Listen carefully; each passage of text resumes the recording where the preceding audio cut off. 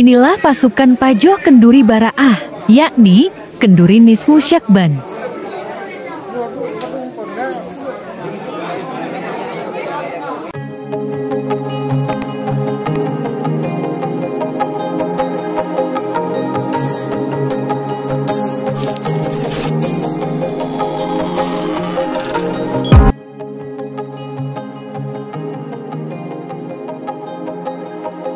Kenduri ini diadakan setiap malam Nisfu Syakban. Anak-anak dan orang dewasa menyambut antusias kenduri ini. Masyarakat Gampong menyediakan nasi bungkus dan idang. Semua telah siap untuk dinikmati setelah syalat maghrib, berzikir, dan berdoa.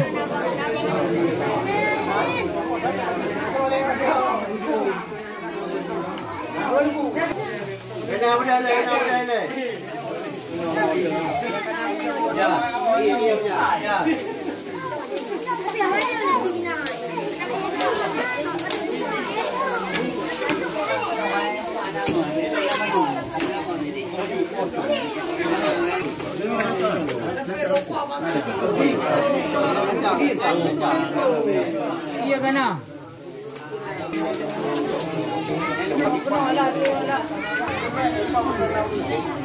Itu nampak kena tu.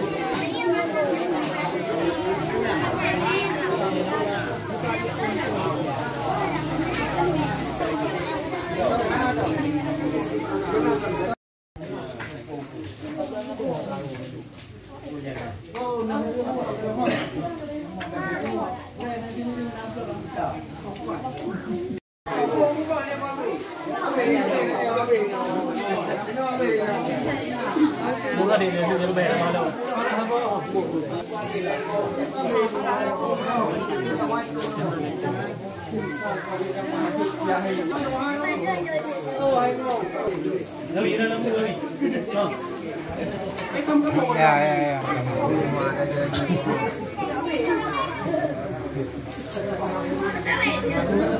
Rumah padak bu nanti ni.